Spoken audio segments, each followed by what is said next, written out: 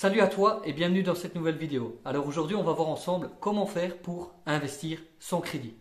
Alors tu as plusieurs possibilités, tu as plusieurs façons de faire. La première, évidemment celle qui est la plus connue, c'est le fait d'acheter cash. Ici là tu n'as pas besoin de crédit, tu achètes cash. Mais évidemment pour opter pour cette stratégie d'achat, il faut que tu aies les fonds. Il faut que tu aies les fonds suffisants et il faut que tu ne sois pas pressé aussi. Parce que si tu mets, je ne sais pas moi, 100 000 euros dans un bien cash, ok, mais de là, il faut que tu attendes évidemment que toute la durée de l'opération se fasse, que tu retrouves après un acheteur et que tu ailles jusqu'à la signature de l'acte pour récupérer après tes fonds avant de pouvoir te remettre sur une deuxième opération. Si tu optes pour ça, là, tant que tu es patient, il n'y a pas de problème, tu peux faire comme ça. La deuxième façon de faire, j'en avais déjà discuté dans une autre vidéo, c'était le fait de faire des associations immobilières. Moi, c'est ce que je fais. Pour rappel, c'est simplement le fait que moi, je m'occupe de faire toutes les opérations de A à Z, sauf de faire un crédit et de mettre les frais de notaire. Ça veut dire que les personnes qui sont avec moi s'occupent, elles, uniquement de faire le crédit et de mettre les frais de notaire. Enfin, uniquement, on s'entend, c'est déjà pas mal, mais la personne ne fait rien d'autre. Et à terme, quand on arrive à la revente, on remet de côté tout ce qu'il y a à mettre de côté, on déduit tous les frais qu'il y a à déduire, la personne récupère tout ce qu'elle a mis, les frais de notaire, ce qu'elle a payé mensuellement, et ce qui reste net, là on le divise à deux, on fait 50-50. Donc ça c'est une deuxième possibilité. La troisième possibilité que tu as, c'est le système d'options cessibles, options croisées. Ça en fait, cette stratégie, elle s'adresse aux personnes qui sont en société, et évidemment, il faut que tu t'y connaisses si tu souhaites faire ce type d'opération. Parce que voilà, il y a certains risques à devoir prendre bien évidemment en compte. Comme dans tout type d'opération, dans toute stratégie, il faut prendre en compte tous les risques qu'il y a, évidemment, pour gérer le truc. Ce système-là, je te prends un exemple avec un vendeur. Imagine que tu es un vendeur, un immeuble, 6 appartements pour 400 000 euros. Le vendeur, le prix souhaité, c'est 400 000 euros. Imagine que, je ne sais pas, tu discutes avec lui, tu peux avoir une petite négociation, ok, on va dire 380. 380 000, ça passe, ok. Donc là, toi, tu vas faire une offre au vendeur, tu vas lui mettre prix 380 000, tu vas mettre tes coordonnées et tu vas mettre différentes conditions suspensives. Une des conditions, ce sera évidemment que le vendeur autorise l'acheteur à faire une option sur une partie ou la totalité du bien. Ça veut dire qu'en gros, toi, tu vas pouvoir revendre, à la découpe avant d'être propriétaire. Une autre condition que tu vas mettre, c'est le fait, évidemment, d'avoir accès à l'immeuble parce que l'agent immobilier qui s'occupe de la vente de l'immeuble du propriétaire où toi, tu viens de remettre une offre, cet agent immobilier va remettre en vente, en fait, tous les différents appartements. Il va les remettre en vente.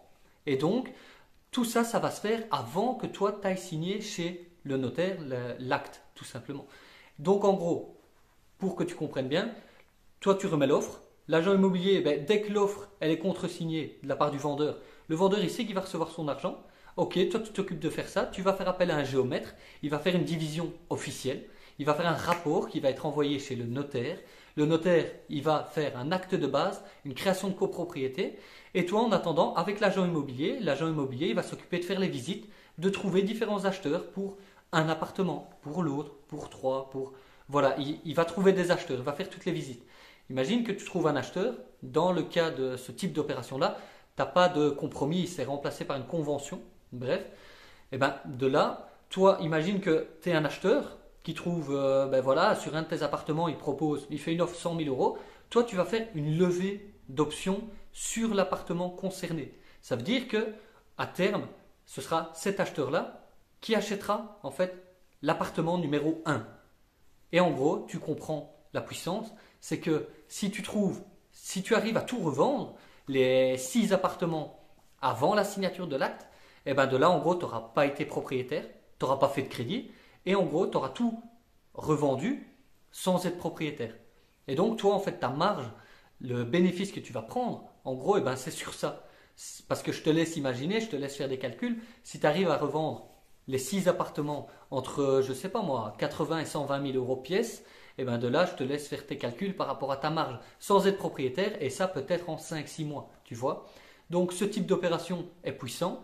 Il faut évidemment que tu arrives à avoir un délai conséquent avec le vendeur, que le vendeur accepte que tu aies un délai, je ne sais pas moi, de 5, 6, 7 mois peut-être, avant qu'il y ait la signature de l'acte, parce que toi, derrière, dès que tu as remis l'offre, il faut que toi, que tous les appartements, ils soient revendus, que tu signes les levées d'options, tout ça, et que quand les gens ils iront chez le notaire, ben voilà, que toi, t'es rien acheté. Si tu dois acheter quelque chose, et ben de là, il faut que tu sois conscient que si, imaginons, tu n'arrives pas à revendre tous les appartements, ceux qui restent, c'est toi qui vas devoir les acheter. Donc là, il faut quand même que tu sois conscient que ce type d'opération, il y a certains risques. Comme je le disais tout à l'heure, ben voilà, chaque opération a ses risques. Et évidemment, il faut les prendre en compte et il faut savoir assumer derrière s'il y a quelque chose qui ne se passe pas comme prévu. Parce que tu imagines bien, si après tu as un appartement qui est vendu sur les 6, là ça pose problème. Si par contre, imaginons, toi tu décides d'en garder un pour toi, tu peux très bien en revendre, enfin faire des levées d'options sur 5 appartements. Et au final, s'il en reste un d'appartement et que toi tu décides de le garder pour toi, eh ben, ça veut dire que toi ton appartement, peut-être que le dernier tu vas le payer, je ne sais pas moi, 20 000 euros, alors qu'il a une valeur de 120 000 euros. Tu comprends? Tu vas même peut-être ne même pas devoir payer. Si, attention, tu devras quand même payer tes droits d'enregistrement et tu devras les payer. Imagine que le dernier appartement, tu l'achètes pour 20 000 euros, tu ne vas pas payer tes droits d'enregistrement sur 20 000 euros. Tu vas dire directement, ok, moi je veux les payer sur la valeur du bien.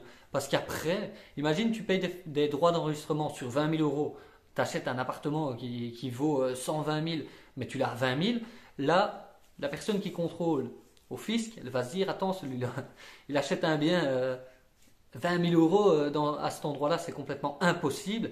Il va venir te voir et donc il va te dire quoi? Monsieur, vous achetez tellement bas, vous n'avez pas payé les droits d'enregistrement qu'il fallait. Et bien la différence entre 20 000 et 120 000, 100 000, maintenant il faut payer les droits d'enregistrement, 12% et demi par exemple, sur ces 100 000 euros. En plus de l'amende, parce que tu auras une amende parce que tu n'as pas fait les choses correctement. Donc voilà, évidemment, ne te lance pas dans ce type d'opération si tu comprends pas, si tu ne sais pas comment ça fonctionne, à éviter. Ce que je te conseille, c'est de téléphoner à différents notaires. Tu as certains notaires qui s'y connaissent, d'autres qui ne s'y connaissent pas du tout. Pareil au niveau des agents immobiliers, hein, tu en as certains, ils s'y connaissent, d'autres s'y connaissent pas. Donc voilà, à toi de faire un petit peu tes recherches par rapport à tout ça, si ça t'intéresse bien sûr. Et puis après, si tu le sens pour ce type d'opération-là, ça peut être une stratégie à développer en société, bien sûr. Donc voilà, on arrive à la fin de cette vidéo. Merci à toi si tu es toujours présent. Et si tu veux en savoir plus, tu as juste à cliquer dans le lien de la vidéo. Tu auras accès à une formation qui reprend tout le processus d'achat, les différentes stratégies, tout ce qu'il y a à savoir en fait pour le domaine de l'investissement immobilier tout simplement. Sur ce, je te dis à la semaine prochaine pour une autre vidéo. Salut!